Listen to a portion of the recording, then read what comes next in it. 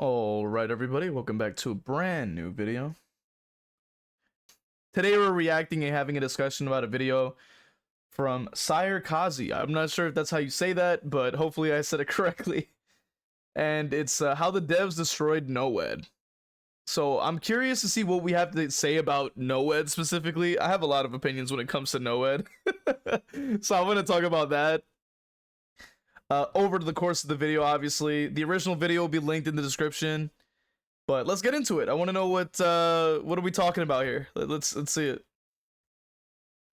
By daylight. They give you one last chance to turn the match in your favor if you couldn't do it during the main phase. Or if you're already winning, they allow you to win even harder. If I had to name the single best endgame perk for killers, it would probably take me a while. There are quite a few of them in the game, and I wouldn't say that any of them stand out as significantly stronger than the rest. But it hasn't always been like this. There was a time in DBD's history when the perk selection was extremely limited and balance was all over the place. So when it came to the endgame, no one had any doubt which perk dominated on the killer's side. Before patch 6.1.0, just the sound of 4 letters, N-O-E-D, was enough to make survivors cry, rage, cope, and seethe all at once.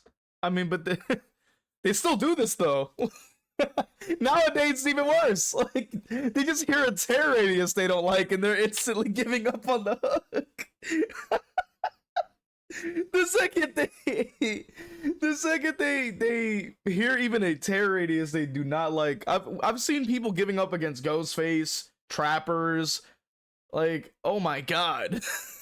Skull merchants I've heard too. Like, what are they doing? If you go back to the release version of Dead by Daylight and read the description of the original Noed, you'll see that apart from the 2 effects it provides today, namely the movement speed and the ability to insta-down survivors, it had a third one. It decreased the cooldown of successful and missed attacks by... Okay, that actually kind of goes crazy. Why is this not still in the game? Cooldown on successful and missed attacks are decreased by 8%. Like, bro, that literally would be perfect. What are you talking about? Huh? Like, that actually goes crazy. Huh? Yo, that actually kind of goes crazy.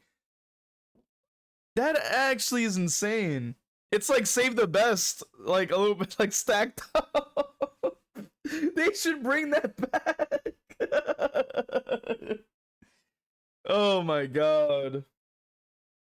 Nah, but for real, like, that's actually really interesting because it literally says no one escapes death, like that, which makes sense, right? Because when you see the name, you think like no one can get out, right? Which means, you know, to me, like when you get like having cooldowns and like at least decrease when you get a successful hit makes a lot of sense. Cause I go like, you know, you're at the end and you're like, either like the killer is like fired up, you know what I mean? It's like, yeah, like no one escaping me. And then you start like whacking everybody. That makes sense to me. I'm just 8%. It wasn't like an amazing bonus. In fact, it was barely noticeable. It saved you a laughable 0.24 seconds in the case of successful attacks and 0.12 in the case of missed ones. But overall, having it didn't hurt, especially considering that it was stackable and you could amplify it a little by bringing Unrelenting. At that time, this perk also affected the cooldown of... Oh! Unrelenting was actually really good? What? Reduce the cooldown of missed attacks by 9%. Cooldown of successful by 6%. Wow. Okay. So they basically took the effects away from Noed and Unrelenting and put it into Save the Best for Last, I guess. That's kind of cool. Okay. And then, you know, rest in peace, Save the Best for Last now because it got nerfed. You know, we all cry every time. Both successful and missed attacks, decreasing it by an additional 6 and 9% respectively. The aforementioned movement speed bonus of Noed was 5%, which was technically more than in the live version, but not by much. Still was a huge deal, because aside from the Hillbilly's chainsaw sprint and the Wraith's invisibility, it was the only thing in the entire game that let killers move faster than their default speed. Bloodlust didn't exist yet, and there weren't any other perks with a similar effect either. But was all this really the reason why Noed was hated so much? No, of course not. The real reason was that unlike today, it wasn't a hex perk. Hex perks didn't exist until the release of the Hex DLC. That meant it couldn't be cleansed and its effect was permanent until the match was over. For the killer, this... So basically, they had one of the best perks in the game that should have stayed. Okay, got it. No. No, I'm joking, but damn, like, just to think that, like, with the addition of totems, it completely just, like, gutted a good majority of perks. That I argue even nowadays totems are still bad. Like they still suck. So it's like, damn, you know, there was a time where that there wasn't like hexes, man. Damn, that's a different time, man. That sucks. I wish that totems would get buffed though. Like maybe adjust the spawns or something so they're not like super out in the open. Like holy moly, you can see any video where I use any hex totems. And literally, they're constantly like, I'm getting maps like Haddonfield where it's out in the freaking middle of the street or something, and then we just like, I can't defend them, you know? It's like, damn, why? This was absolutely massive, because it completely tied the survivors' hands. They couldn't be as ballsy during chases, couldn't take hits for their teammates, and couldn't even hook trade if the killer was camping someone. Basically, if the killer had Noed, the smartest thing to do was escape at the first opportunity and leave your teammates behind, especially if the killer also brought a Mori. Until patch 1.5.3, to be able to kill someone with a Mori offering, killers weren't required to hook survivors even once. They were killable right after the first down, which left survivors with exactly zero wiggle room for mistakes. If you've been paying attention, you might have noticed that I've missed one very important detail about the original Noed, namely that it had a different activation condition. According to its description, instead of activating after survivors completed all gens like today, it activated when they opened at least one exit gate. It gave killers significantly less time to put it to use, which could have been a problem if this was how this perk actually worked, which it didn't. In the actual game, it still activated after the last gen procced. Oh my. Oh my. Like that may not have been too balanced. What the heck? All right, I agree. I'll take that. It may okay. It wasn't maybe not a great idea. Fine. It's just the devs f***ed up the perk description, that's it. Roughly 2 weeks after the game's launch, the devs updated Noed's description to reflect its actual in-game activation condition. And that brings up a question. Was it really the description that had been bugged all this time, or was it how the perk was supposed to work from the start and the devs just forgot to update the description before the game went live? The earliest publicly— I will say though, there are some really cool like old animations that we used to have in DBD that are kind of gone now, and it's really unfortunate. And you know, maybe I can try to maybe deliver some kind of example of that. But there was an animation for the clown. When he would flip his blade, he would actually see his left hand that he would wipe it onto. He would be holding a bottle. I always thought that was super cool. Another thing that we used to have was we used to be able to see both sleeves on Ghostface. So we use like, so if you play the classic outfit on Ghostface, you can actually see like on his left hand he has the pointy sleeves, and it doesn't appear on the right hand, but it used to appear on the right hand, and it's really unfortunate that it doesn't do that anymore. the available version. Hold on, let's see if I can find it. So you're gonna see right about here he goes for the melee. And I'm gonna, like, right as you see, like, he pulls up his left hand, the bottle's in his hand. You see it? The bottle's in his hand. I'm gonna rewind it. I'm gonna slow it down even more, just so you guys can see what I'm talking about. You see right here, he actually would hold his bottle in his left hand. That was cool. Why we don't have that anymore, I have no idea. But it was such a cool animation. It was cool. I'm like, come on, man. Like, it was cool. Of Noed is from the pre-release beta, and in that version it already activates after the last gen is completed, so I'm inclined to think that it was always meant to work that way, but I guess unless we get solid confirmation from the devs, we'll never know for sure. In this short span of time, Noed became one of the most used killer perks in the game, and that wasn't something survivors were happy about. Were their complaints justified? Depends on how you look at it. Noed definitely didn't fall under the quote-unquote fair perks category, but considering all the broken things survivors had at that time, it was actually kind of balanced. This is the funniest part that I would say about when we see like a lot of survivor like sort of coping and complaining and stuff like that. And I've actually, if I either the video's up or I'm about to put it up, but there's basically like a comment that's talking about like the old DBD and like, oh, it's the killer's fault because we had to have all these mechanics added, and it's like, yeah, but that also works the same way with the other stuff that survivors had too. Like the game was overall unbalanced on both ends, but they just like to be extremely biased and only complain about the one thing.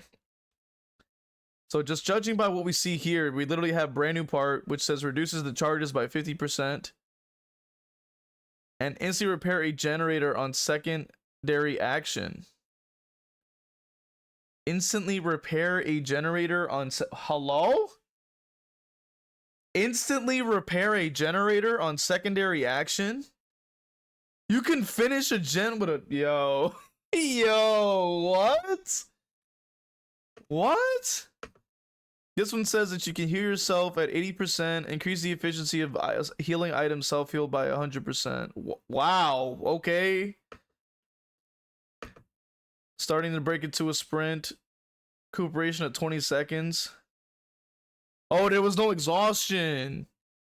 There was no exhaustion. What the hell? To sabotage at 80%, the normal sabotage speed, increase the efficiency of the sabotage by 100%. Bro. Come on now. Like, come on now, bro. Like, there ain't no way. Like, come on now. There's no way that you can even argue that this game was not insanely freaking broken, dude. Like, what the heck? Balanced. Let's say you went up against a Swift with 4 brand new parts. Before patch 1.5.3, this add-on allowed survivors to fix gens with literally one touch. On top of that, gens originally took only 65 seconds to complete, and killers couldn't even damage them. Now, why don't you take a moment and guess how long the average match lasted under those conditions? And that's just scratching the surface. There are a lot more insane things survivors used to be able to do. Check out my other videos if you want to know more. With all this in mind, all of a sudden the ability to insta-down survivors for a short portion of the game doesn't look so OP, does it? But I guess the devs didn't see it that way, because in patch 1.0.5 they nerfed Noed. They limited the time it stayed active to 120 seconds and reduced its movement speed bonus to 4%. The idea was to make it so that if you wanted to make the most out of this perk, you could no longer camp a hooked survivor and wait until their teammates would come near so that you could fold them all like napkins. If you did that, they could just wait till the timer ran out and then go for the unhook. Instead, you were supposed to go for a berserker blitz, as the devs put it. That's basically running around the map and trying to down as many survivors as possible within a given period of time. And that's all great, but I just have one question. Nerfing the movement speed was supposed to encourage killers to move around the map more. How exactly? And also 120 seconds was still more than enough to camp a fresh survivor to death. You needed only 90 seconds for this, because originally hook states lasted only 45 seconds. So yeah, the first attempt to nerf Noed wasn't really thought through that well.